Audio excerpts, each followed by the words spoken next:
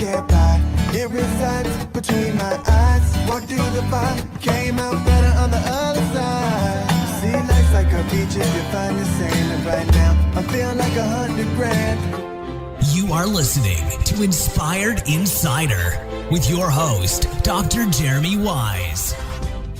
Dr. Jeremy Weiss here, founder of InspiredInsider.com, where I talk with inspirational entrepreneurs and leaders. Today is no different. I have Phil Randazzo of American Dream U. You can check him out at americandreamu.org. Phil, before I formally introduce you, I always like to point out other episodes of the podcast people should check out.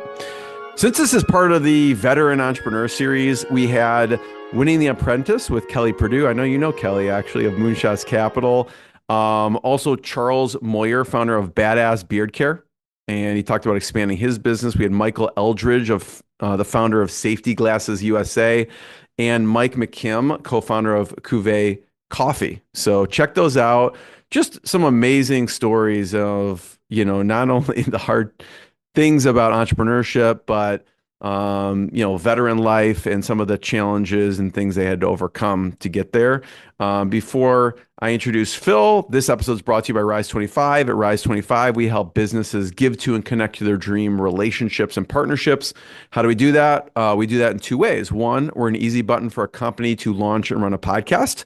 So we do the strategy, accountability, and the full execution production. Number two, we're an easy button for our company's gifting. We make gifting, staying top of mind for clients, simple, seamless, and affordable. You just send us an address list of your people. We send a campaign of gifts for them for years to come.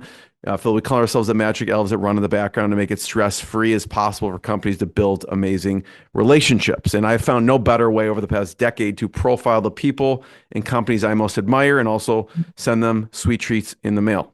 So check it out at rise25.com. I'm excited to introduce Phil Randazzo. He founded American Dream U in 2003.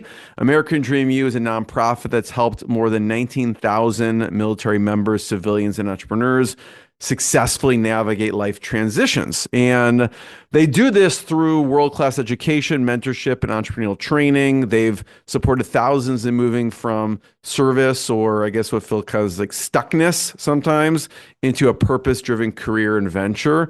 And after more than 2,000 one-on-one conversations, Phil actually discovered a common thread that something could be hidden in our subconscious that often holds us back. And so, Phil, thanks for joining me. Hey, appreciate you, Jeremy. It's awesome. Let's start off and just talk about, I've heard about American Dream U for many, many, many years through, some of the past speakers like Brian Kurtz and Jordan Harbinger and many other people. But just tell people about American Dream U and what you do. And I'm going to pull up the site as you do that. Yeah, appreciate that. Yeah, all those guys are just amazing, and we've been super blessed with phenomenal individuals who have been willing to give up their time to come and share at military bases. And so what we discovered, Jeremy, and it was in 2012, that transitions can be difficult, right? And in the military, I'm not a veteran, I want to make that very clear, but a lot of conversations is that some of their future endeavors are chosen for them, right? Based on their skills, where they live, what they do. They have a very rigid routine especially when they're getting ready to deploy for any type of military situation. And so what we found is that when they're getting ready to leave the military has great people running an okay program, the transition program, but they're kind of siloed in a box, right? So if you do logistics in the military, they suggest you do logistics when you get out. If you do whatever it is, tech, cybersecurity, you've got these backgrounds that allow you to sit in a basement and listen to chatter and make decent money. But is that what they really want to do, right? And I'll give you a quick story. I was at Fort Benning, Georgia with Brian Kurtz. We're having a conversation around what's next? And there was this big job fair, and JBL Hunt was like, yeah, we're paying these young soldiers 50 grand to come out and drive trucks. I was with a young Army Ranger. His name is Trevor Shirk, owns a great business right now. I've kept in touch with him, for close to 15 years.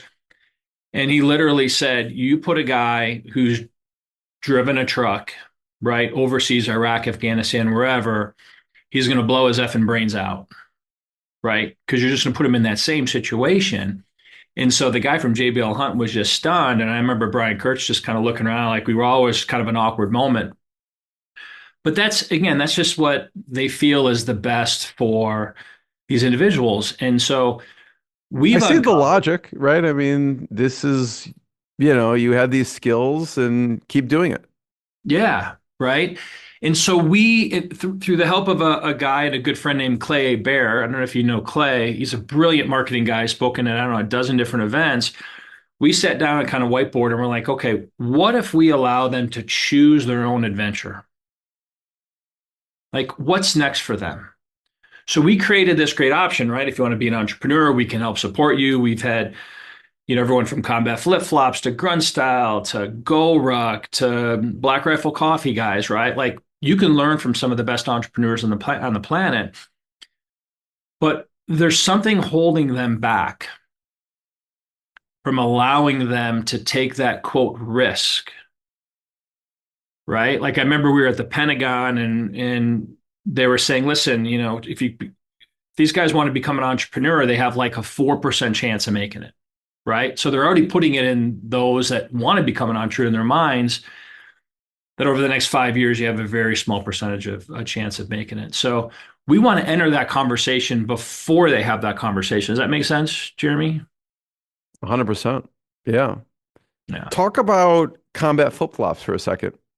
Yeah. So Griff is the founder, 275 Ranger guy, awesome individual. I'm not sure how I met him. He was referred.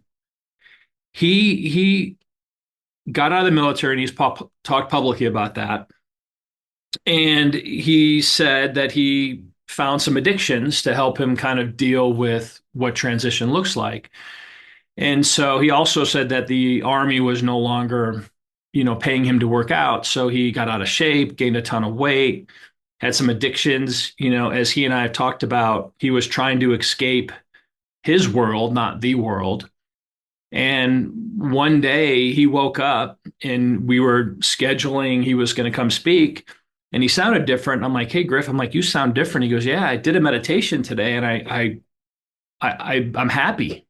And I'm like, all right, if we can figure this out in the next 5 minutes, why you're happy off of a meditation. Well, it ended up being, you read a book called Breaking the Habit of Being Yourself, Dr. Joe Dispenza. I had just come back from a Dr. Joe Dispenza. We spent probably 2 hours on the phone talking about how to rewire our thoughts and be able to create something new. And he is an incredible individual. And he actually in Combat Flip-Flops was on Shark Tank and ended up getting a deal with Mark Cuban. So he's partners with Mark Cuban. And so like I said, we've been blessed to have some incredible entrepreneurs. Like you're looking at here at Scott Mann, Lieutenant Colonel Scott Mann, Green Beret. He has a play called Last Out. And he has found healing through through storytelling, right? And that's a healing process, right? You're a doctor and you get people on your table when you were fully practicing. And they had all this stuff stored in their body and they had no way to release it.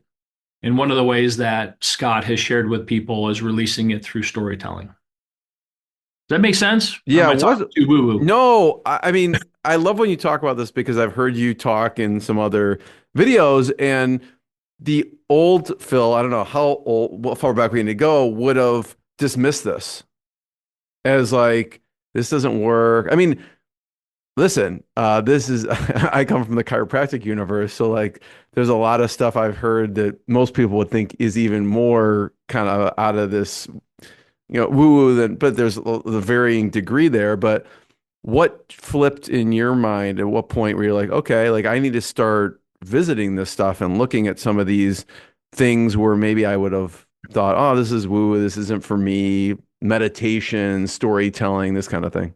Yeah, no, great question. I think it was 2016. I was kind of in American Dream U in the transition space pretty strong.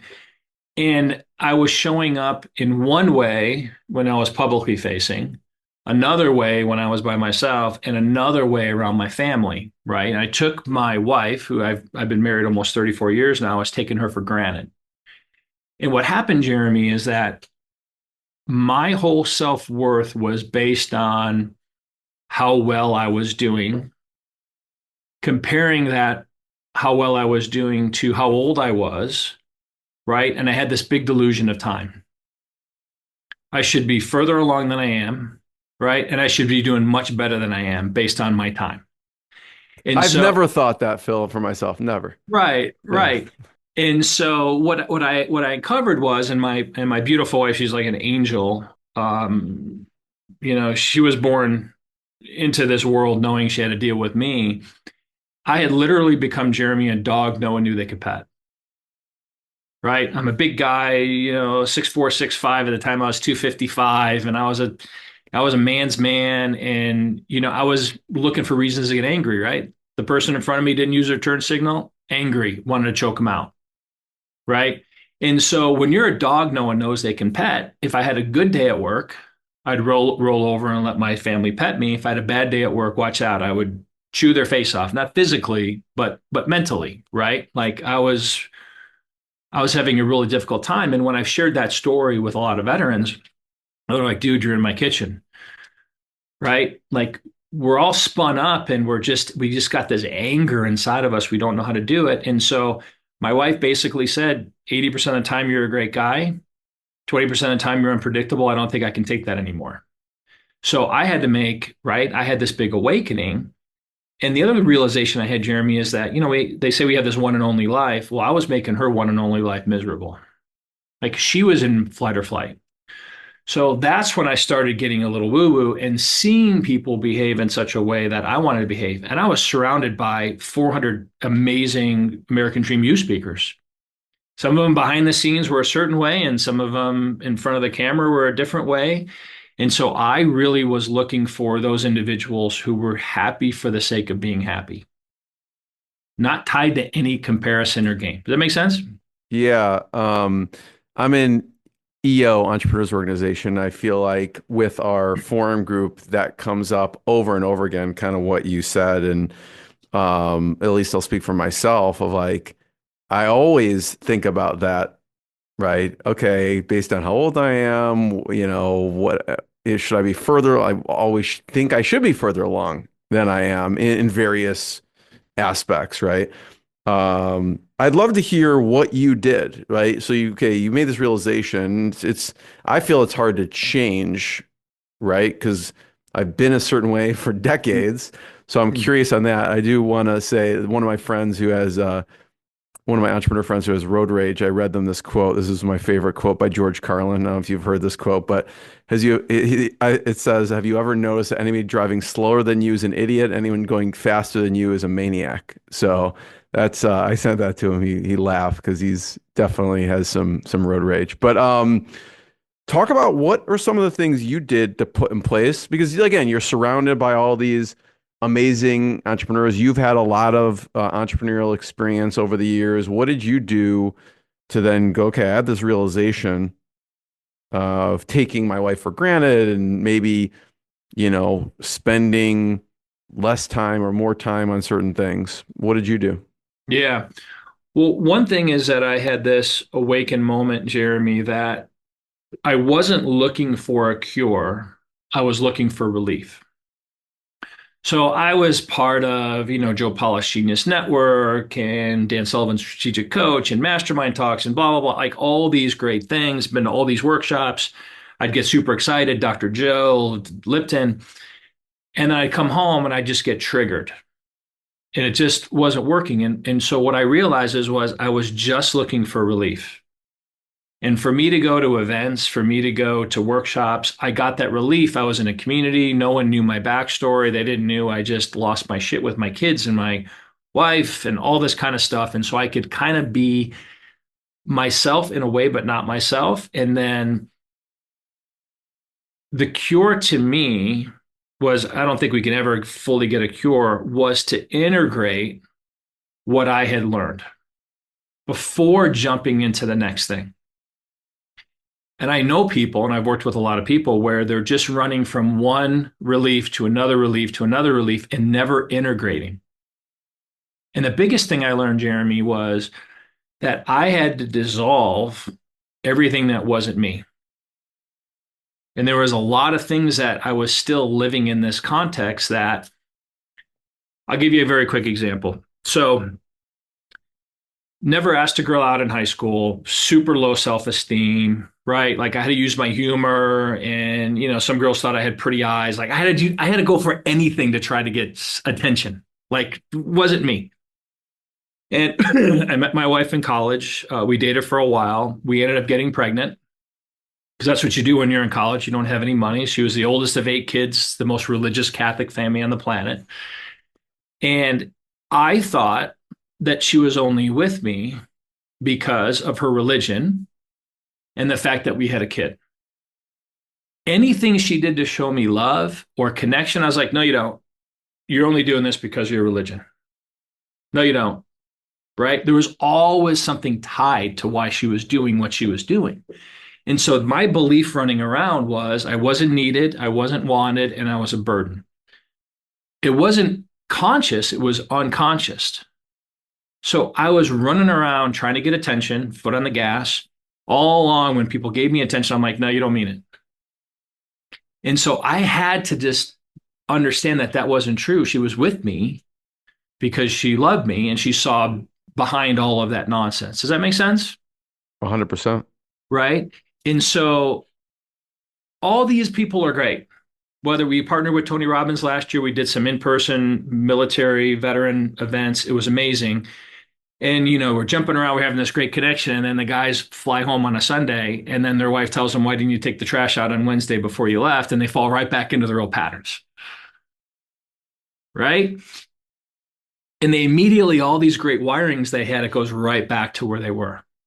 So I've always been curious is how do we keep the fresh snow on the brain so that we can, have the awareness and build our own tracks versus all these tracks that, it's our parents left us furniture in our room, in our head. It's just there. And we're trying to put in new furniture and there's no room. So we need to remove the old furniture, the beliefs, right? Like I know I was put on this planet, Jeremy, because my dad, sweet guy underneath everything, but Sicilian, born in Sicily, angry, violent, everything. My grandfather, I heard, was even worse. Great grandfather, even worse. And so I believe I'm here to break that chain of anger, of violence. And my great great grandkids, I had this conversation with Greg McEwen, who wrote a great book called The Essentialism. And he talks about our great great grandkids who won't know our names, but they will inherit who we are. And I don't want, right, my great great grandkids not to know my name, but inherit the anger, the resentment, all those type of things. And I saw it in one of my kids, actually in all my kids in different ways, and I could see it. And that broke me. That was part of the change. And I couldn't tell them how they should be. I had to show them how they should be. What did the integration look like for you then? One is, for me, the big thing, Jeremy, is I was always trying to get there, and there is no there. I was already there, right? Like I'm not as successful as Tim Ferriss, and we've had, gosh, 7 billionaires. Grant Cardone has spoken a handful of times. Like all these people, right? They're running around their private planes, and I'm praying to get an exit row at Southwest just so I could have a little extra leg room. And it was just I was trying to be somewhere, and I just came to the realization is that we're all already there. We just have to recognize it. And for So the it's that military, mindset, that self-talk for you. When oh, those things come up for you, that's kind of what you tell yourself. yeah. And I think I heard this from James Altucher. It's like we got to just, when these crazy thoughts get in our mind, it's like not useful, feel not useful. And I could tell you, Jeremy, like I could go from zero to complete dark thoughts very quickly. Like sometimes it scares me. Now I have the awareness to understand them, but I could go from, someone touches one of my kids, and not only am I going to make them disappear, but I make them suffer for 5 years. Like, and I'm like, wait, how did I even come up with that thought? Does that make, Right. pretty dark. Yeah. And maybe I'm the only one. Maybe no one in your audience has dark thoughts, but I highly doubt that. yeah. Yeah.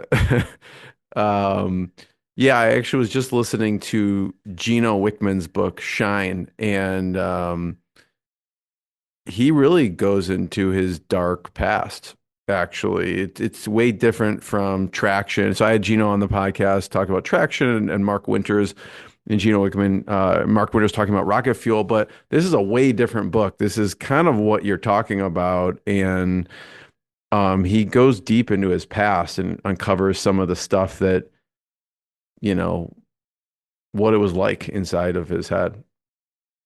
Gino's awesome. I've gotten to know Gino a little bit, and he's changed everything with EOS and all that.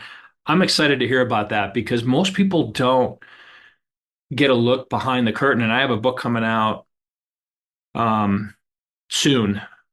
Soon. I keep making these final changes. I just like because I'm worried about what By the people are. time people listen to this, maybe it will be out. Can you say what the title is?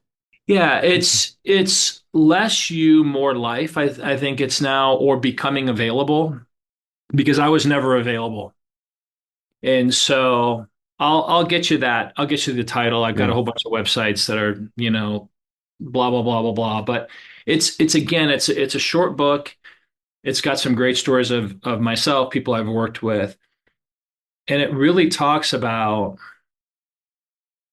the same thing. Like we need to wake up and realize that it's a blessing just being here, right? And not only blessed to be here, but like what a gift to be born in this country. Will people be able to check it out on American Dream U Yeah, it'll be dot on org or yeah, yeah, okay. it'll be on What's a americandreamu.org. favorite story from the book Oh for you? gosh. So I added this recent story. Um, I'll give a story about someone else, and then if you want to give a story about this. So we partnered with Tony Robbins, and we had some platinum members. You know what a platinum member is at Tony Robbins? You pay like 150K, and you get to hang out with Tony, and you do all of his classes in like 18 months, and it's like a big deal. And this Marine walks in. I had 9 combat veterans stay at my house, which I probably should have given my wife a little bit more notice before they showed up.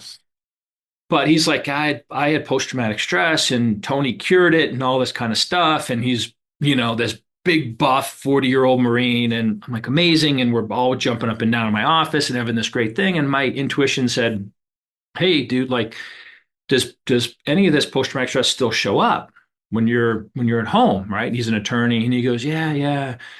And I go, how's your wife and your 4 kids with that? Oh my gosh, my wife is just she forgets about the kids. She's so hands-on. She's with me. She pays attention to me, all that kind of stuff. And I said, interesting.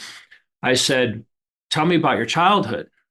And he's like, sir, I'm not tracking what this has to do with childhood. This was all Iraq, like all these deployments. And I go, talk about child. He goes, well, I have a twin brother. I go, interesting. I go, what's he doing now? And he goes, well, he had a botched surgery when he was 3, and he's been paralyzed from the neck down. And I'm like, oh my gosh, how tragic. Like, how'd you deal with that? Like, what was your thought when you were a little boy running out? I knew my parents had to do what they had to do. I'm like, that's not how a little boy talks. Like, and we came to the conclusion, Jeremy, that his needs didn't matter. Right. And so I said, how is that showing up in your life now? And he says, I'm not sure what you're talking about. I said, well, you told me 20 minutes ago, Tony Robbins healed your post-traumatic stress. And I go, and now you have these episodes weekly. How is it showing up? And he goes, oh my gosh. And I said, well, maybe you should consider when you're sick, you get attention from his childhood. And he just literally starts tearing up in my living room, right? And so I'm looking around like, holy, what's going on? And these other guys are like, I'm worried he's going to choke me out and throw me out the back window. But he came to the understanding that he equated unconsciously, it wasn't his fault, that being sick, you get attention. And I'm not saying what he went through wasn't traumatic in Iraq and all those type of things. So these are the type of things that typically from childhood, they just get buried, right? And then the other awakening I had for those that are in the military is that the first day of boot camp, so he had all these things like my needs don't matter, my needs don't matter. He goes and he does all these things. And well, the first day at boot camp, what do they tell you? If you don't get this right, someone could die. Someone could get injured, right? Serious business. So now all of a sudden their brains equate to not doing something right to being dangerous. So unconsciously they're running around. How do I transition out of the military? This is the first time I've been married. I have kids. So all these thoughts unconsciously go through their mind, and that prevents them from doing whatever they want to do, right? because they're afraid they're not going to do it right. So those are a couple stories I have in the book, and it's a human issue. It's not a military issue, Jeremy. You know this. You've worked with thousands of patients probably. It is a human issue. Really powerful. Yeah, we'll have to, if you are listening to this, it's probably out. Go to americandreamu.org, check out the book. I'd love to hear, Phil, the evolution of American Dream U, the stuff that you offered when you first started, because I know it's evolved throughout the years, and then what it looks like now. When you first started the idea, talk about the services that you were offering at the time Yeah. and walk me through that. Yeah, yeah. So we started in 2003 randomly. I wanted to have a pro troops rally, right? We had these 18, 19-year-old boys, men and women out there serving. And so I had this pro troops rally. I had 4,200 people show up to my office parking lot, which was insane. I knew there was some pent up. And so the first 12, 13 years of the organization, we helped the wounded and their families. So people are all aware of Wounded Warrior Project right now. When we started working with them in 2005, there was nine dudes filling backpacks, sending them to Germany. So I ended up creating these wristbands, these camouflage wristbands that said defending freedom on them. We ended up sending about 550,000 to Iraq and Afghanistan. And then any nonprofit, Wounded Warrior Project, Fisher House, Marine Parents, all these, I would send them the wristbands for free. They would sell them and keep 100% of the proceeds. So I was not a veteran. I didn't want anyone thinking I was making money off the veterans. So I thought, okay, how can I take my resources and 6X them, right? So I would pay 44 cents for this wristband. They would sell them for $3 and keep all the profits, right? And so we ended up for Wounded Warrior Project. We were the largest donor up until a long time. We raised like $3.6 million for Wounded Warrior Project, which is a big amount. Amazing. And we spent a lot of time at Walter Reed, Bethesda. And then in 2012, we went to Walter Reed and there was 3 dudes getting treatment, right? So the big surge was over. Back in the mid 2000s, it was chaos in those hospitals. They did an amazing job with the resources they had. I contacted a friend of mine who's on the main page of the website. He just retired as a 4-star general. And I said, Bob, Bob Brown, I said, I just went to Walter Reed. There was 3 guys. What can we do to support the military? I want to do more. And he says, for some, the transition can have some uncertainty. So I contacted Ramit Sethi. I don't know if you know Ramit. Yeah, contacted. I know he is, yeah. Gosh, he was a little kid when I met him. He was probably 26, 27 years old. The founder of Allegiant Airlines, Maury Gallagher, Forrest Griffin, the UFC fighter. We had Ben Hugh, the founder of cheeseburger.com at that time. And we went to Fort Lewis, Washington and did an incredible event. And these soldiers in the crowd were like, okay, here's another general officer giving us a PowerPoint briefing, boring. And these guys rocked it. Absolutely. And that was our very first event in June of 2013 on the transition side.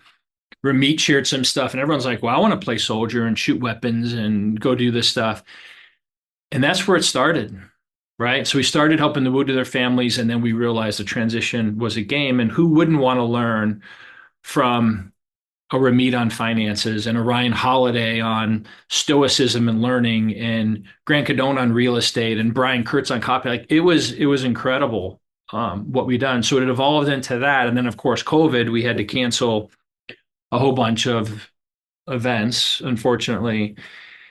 And so that's kind of the history of what is, and I've evolved through that process. And I didn't start this, Jeremy, with the idea that I would get to know some of these people that we're talking about. And then I got kind of caught up in it, to be honest with you. Right. And people were calling me going, hey, I want to come speak. And I was like, you're not that important. Right. Like I was looking for the big names, and I realized I missed out on some great opportunities to share, with those going through uncertainty. And by the way, we're always going through transition. Like there's not one transition in our life. We are constantly transitioning. Right. And the one thing I learned through an ADU speaker, his name is Steve Sisler. I don't know if you know Steve. He's an amazing, he would be amazing for your podcast, is how we leave something is how we enter something new. So how we leave the military is how we're going to enter something new. If we have a relationship that breaks up, how we leave that relationship is how we're going to enter the new relationship. And I talk about this a lot in the book. It's like I work with guys and they're fighting with their soon-to-be ex-wife about they're nitpicking this. I'm like, dude, you're going to enter your next relationship with that same attitude. You'll have that little honeymoon phase, and then you're going to fall right back in. So that's really how it evolved. I evolved with it, and it's been a blessing for me. And I've really toned back my face of the organization, and I'm really trying to push it out. Um, and if there are any veterans out there, I'm actively looking for veterans to come join the organization. We have some funding to hire some veterans to take this thing to the next level. So it started off with the wristbands and then the events, but you do have some online things now. Can you talk about what's available as far as resources go now? Yeah. So we have a guy named Steve Blank, who not a lot of people know who Steve Blank is. He was an Air Force veteran, never went to college, but he's taken 6 companies public in Silicon Valley. If you look him up, he's worth between 2 and 4 billion. He teaches entrepreneurship at Stanford. And so he gave us his content. So we have on our adulive.org, all these are free resources. You could learn from Steve Blank entrepreneurship, right? You can, let's see here, all of those different things you can look at. Resources, become a member, access ADU online. We have Charlie Hone, who's a brilliant author, speaker, worked for Tim Ferriss for I think almost 4 years. And he created a class on how to land a 6-figure job. And he teaches how to create showcases. There you go, right there.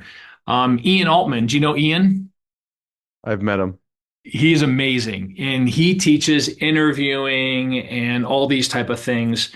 If you just watch that class and Charlie's class, you're gonna create opportunities that you've never seen before. We have some finance classes. We have just some great content on there. It's all free, to military, to veterans, to military spouses. And I want to give a shout out to military spouses because they go through a lot.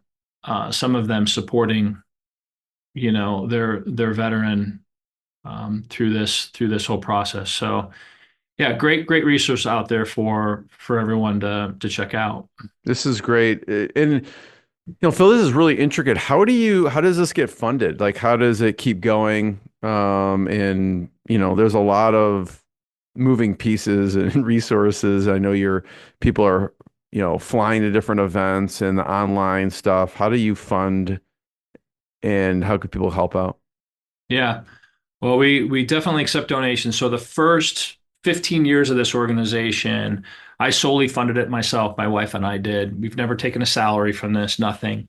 And then Dan Sullivan, who you probably know from Strategic Coach, I was in Strategic Coach and he tapped me on his shoulder one day and said, "Hey, we would like to name you as the Game Changer of the Year." And that comes with a donation. So they did an event, and that was our first ever donation, Jeremy, was from Dan Sullivan. Very generous, $150,000 donation. Then we had one of Tony Robbins' companies, Advisors Excel, make a similar donation. And then we had the founder of Sam Adams, Jim Cook, who spoke for us, and he made a donation.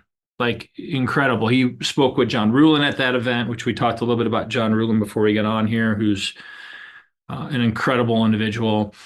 And then we've had some just random people, some civilians that I've kind of worked with and coached that have made some nice, generous donations to help support. But yeah, we're a very skinny organization. If you look at our 990s, we post all of our tax returns on the website. It's skinny. So I have some day jobs that fund it as well, cover all the overhead. So yeah, any support would be great, from your audience. What was your business before that you were able to fund this huge endeavor? Yeah. Well, I'm still in some of them.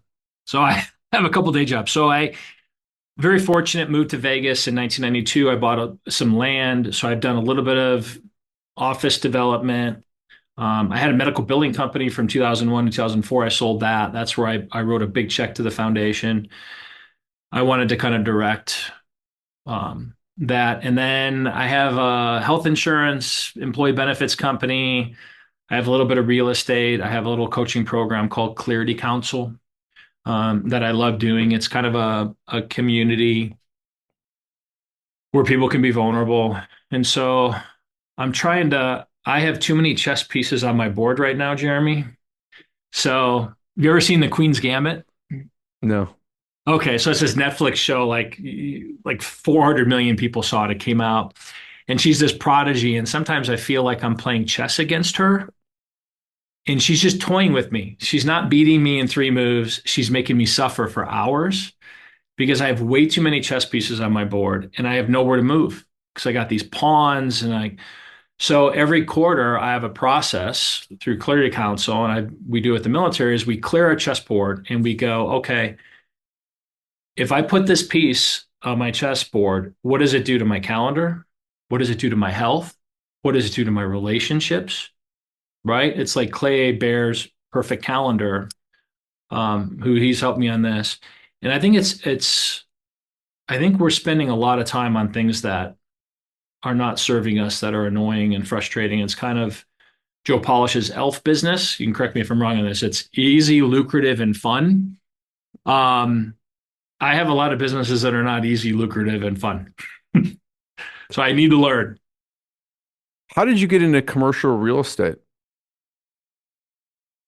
Random move to Vegas, was paying rent for my one of my day job companies, and this land, I met somebody, and this land opened up here. I had no money. Back in the 90s, you could get credit cards. They would give you offers to like change your balances, right, for 0%. And I literally got $211,000 of credit. That was back when the credit agencies didn't. And I took down this piece of land that I'm still at right now and bought my first piece of land, sold part of it to fund it, put up a building. And that was my first project. And we opened that in 99. And then I've had some projects along the way.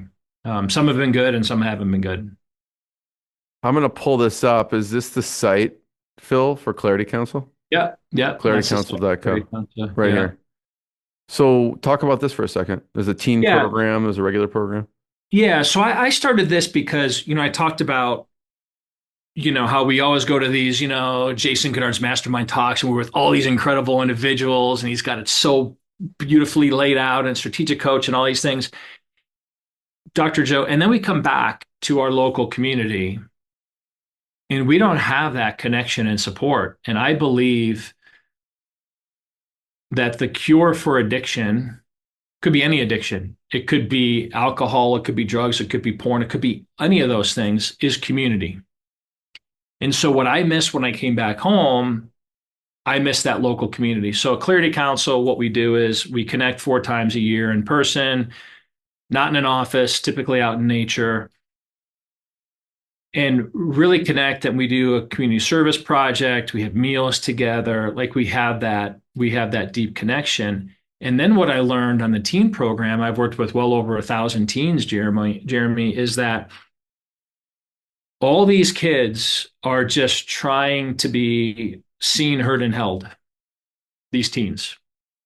And so talking to them through, and my kids are all now in their 30s, talking to these teens from a relatable standpoint, and I'm not their dad, right? Like when my dad told me something, I didn't want to do it, so and really understanding where they're at and what their reality is. And I would suggest this to anyone listening to this is, I gain the trust for these teens usually for a couple days or a 3-hour workshop. And then at the end of the workshop, I'll hand an index card to them and I'll say, hey, listen, if you had the courage to tell your parents something, what would you tell them? Write it on this card. Don't put your name on it. Put it in this box. I'll read it, and that'll be the end of it. And Jeremy, I'm in tears when I read these things. Like, Mom, Dad, don't tell me I'm beautiful. Football is your sport, your dream, not my dream. I don't want to go to college. I want to go to beauty school. Like, can you just please listen to me? Right? Like, there's some pain, deep pain in that. And then I'll casually talk to the parents in general about the kids just want to be listened to, not told what to do all the time. And there's some safety issues. I'm not telling parents not to keep them safe, But so that's really how Clarity Council came to be, is have at a local level had that, right? Like you're in Chicago, probably got some great connections in Chicago, but you meet people all over the country. I mean, I looked at all your podcast guests. I'm like, wow, like it's an impressive list. And I'm sure you talk to them, but that connection locally, I think, is really important. Yeah, I mean, Phil, I like that exercise regardless. I mean, I think I'll see how my kids take to that. I don't, maybe I will say maybe don't, I won't read it, but if they're okay with it. But I love that exercise of just write something down that you wish we should, you would tell us, and you don't have to share it or you can share it either way. I love that. And I've done that exercise with adults too. And I've read them and I've like reading these things like, oh my gosh, I'm not faithful to you. You should leave me, right? Like there's some pretty scary things that we're just keeping and we're holding into us. And it's like, and this from the chiropractic standpoint, and you understand the body better than most. It's like when we're holding these things in, they can cause disease in our body. Jim Shields comes to mind when you talk about these things. Talk about Jim. I think he's spoken also. Oh, a number of Your times. events, Yeah. yeah. Yeah. He has a great process. I'll get it to you for the show notes of, parents. So when kids come home from their day, it's like, oh, how was your day? Fine. Like they're not going to, right, explain anything more than they have to. And he has these great three questions. I'll track it down. That's just beautiful, where it's not a yes or no answer. And Jim has really, he has these 18 summers. He has really done a phenomenal job. And he's just a good human. He's just a really good human. Um, Talk about Missy. I don't know if you talked about Missy yet. Yeah. So during COVID, we had to pivot online. And so we were doing these 3-week cohorts every month. And we talked about three areas, right? Relationships, wellness, and finances, right? And in all those categories, you can pretty much put anything in there. And this girl, Missy, just kept showing up month after month, but she never had her camera on. And I finally, like the third month, I'm like, hey, Missy, we'd love to see you, right? Unless there's something that, we couldn't. She put her camera on.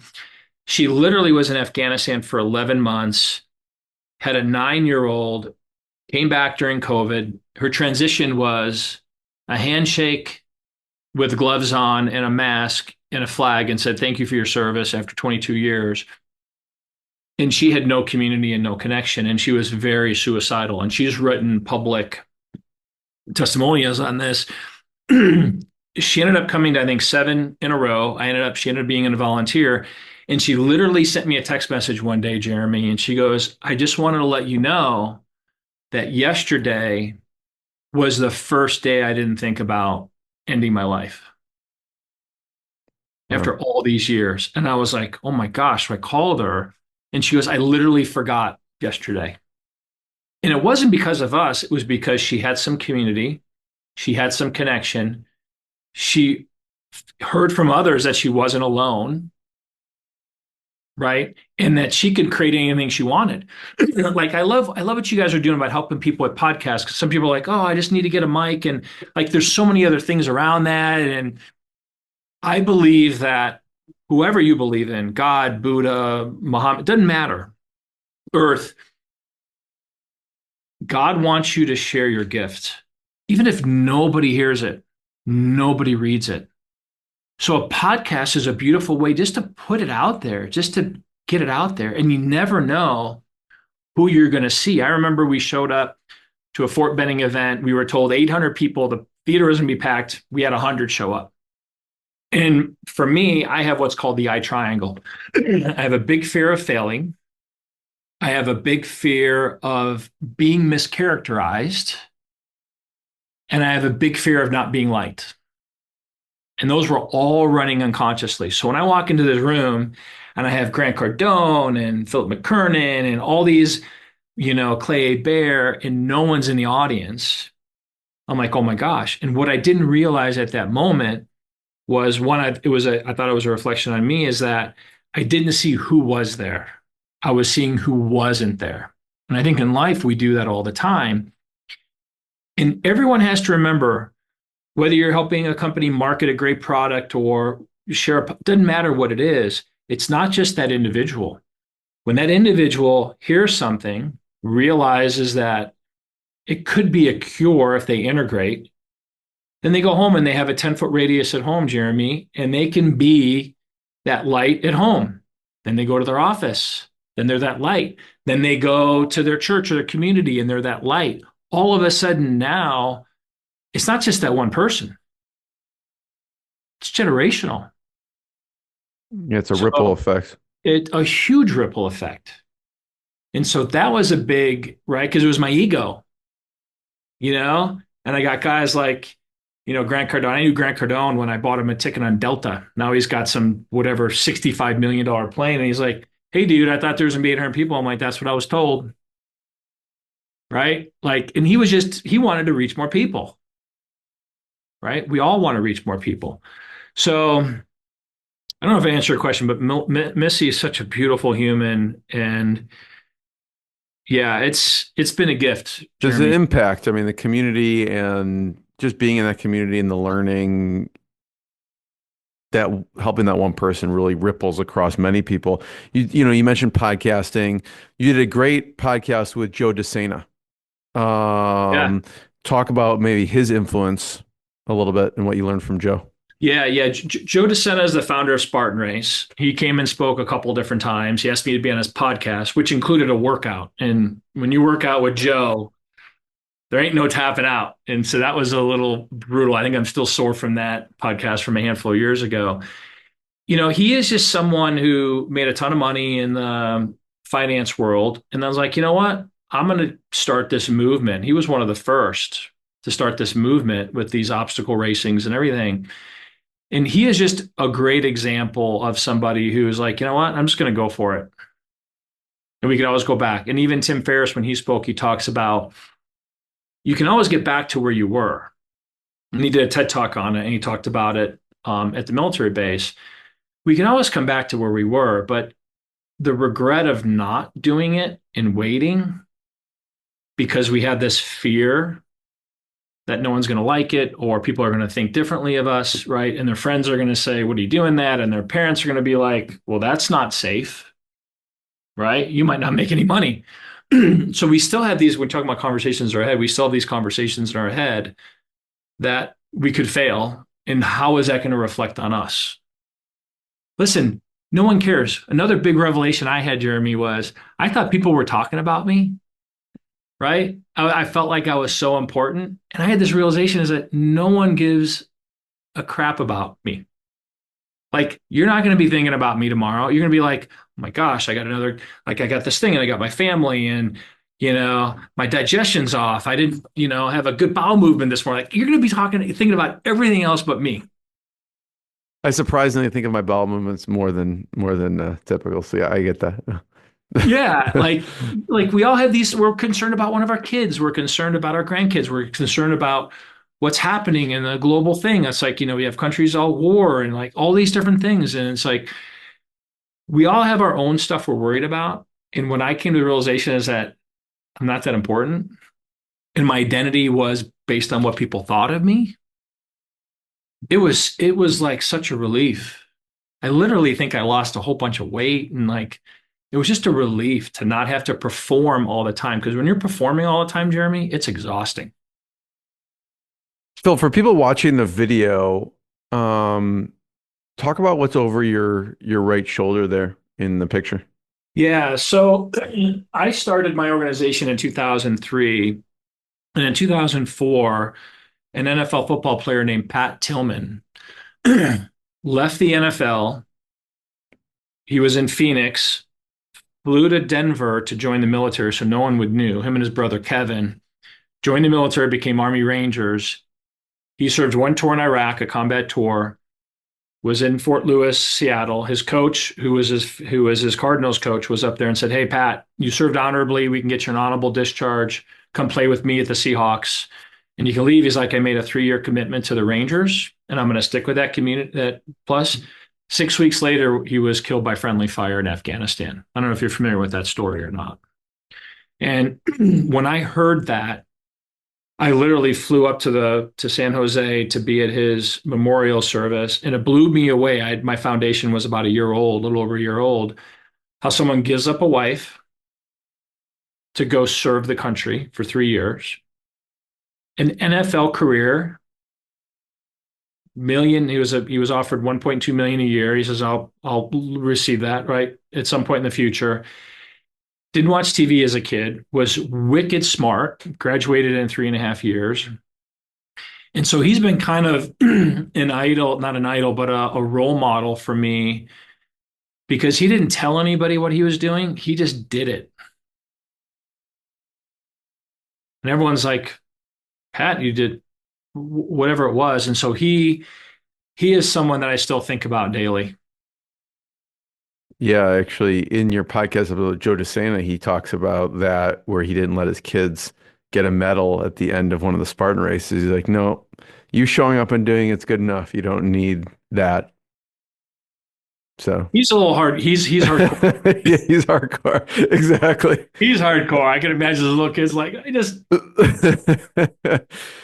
Um, First of all, Phil, I have one last question. I just want to thank you for sharing the stories and the journey and the lessons you've learned. It's been really valuable. My last question, and I want to encourage people to check out American Dream U. That's the letter U.org. That will be linked in the notes as well. My last question is just you've had some amazing speakers. I know you've been in a lot of different mastermind groups. I'm curious some of your favorite resources, whether it's your favorite books, podcasts, whatever it is. I'd love to hear some of your favorite. I mean, a lot of the speakers you have are authors like Charlie Hone, Ryan Holiday, Tim Ferriss. What are some of your favorite books that you've enjoyed throughout the years? yeah. So Charlie Hone's Play It Away book is amazing, right? He cured a lot of his anxiety through playing. Um, One of my all-time favorite books, Jeremy, is a book called Awareness by Anthony DeMello. Have you heard of that book? No. Oh, it is. He was a priest for 19 years, left the Catholic Church, from India. He is. I got introduced to him in 1992. Tim Ferriss talks about that as one of his top 5 books. So when I met Tim and had a nice dinner with Tim, I asked him about that book, and he's like, "That's his go-to." I've listened to that book no less than probably 50 times. It's an easy, short read. Highly, highly recommend it. Ryan's Obstacles of the Way is obviously a classic, and Ryan is one of the most well-read, intelligent young guys I've ever met. Like I met Ryan when he was in his probably late 20s. Greg McKeown's book Essentialism has been a big one for me as well. Just phenomenal. I've learned from all of them, right? Jordan Harbinger is just wicked smart and such a genuine human being.